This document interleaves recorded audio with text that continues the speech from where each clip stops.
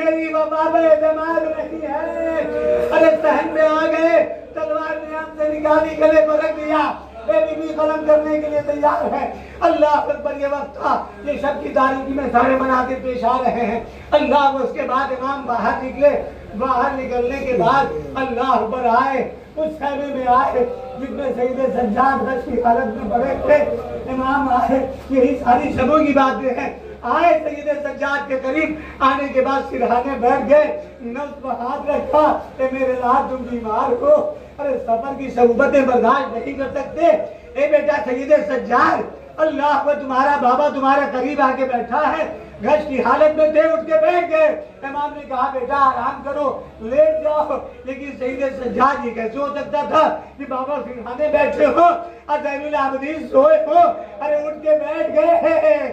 اے بابا بتائیے کیا بات ہے, اللہ اس شب میں کیوں آئے ہیں؟ کہا بیٹا سید سجاد. اللہ اکبر, اللہ اکبر. امام نے جو ہے کہا اے بیٹا سید سجاد تمہیں جو ہے بڑے کام انجام دینے ہیں. امام سجاد نے کہا بابا یہ بتائیے کہ تلاوت کی آواز آ رہی ہے, یہ مناجات کی آواز آ رہی ہے, کہاں سے آ رہی ہے؟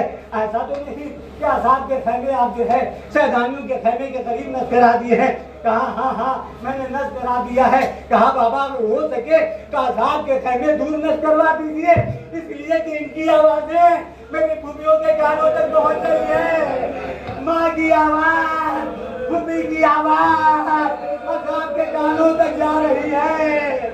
اللہ اکبر. امام بیٹھے تھے, روایت کے فکرے ہیں کہ امام کھڑے ہو گئے, پھر امام بیٹھے, پھر کھڑے ہوئے متعلقہ کہتے ہیں اے بیٹا سید سجاد, ارے آج کی شب ان سیدانیوں کو انہی حالت میں رہنے دو. کل کی شب آئے گی, تم جانو زینب کا پردہ ڈالے.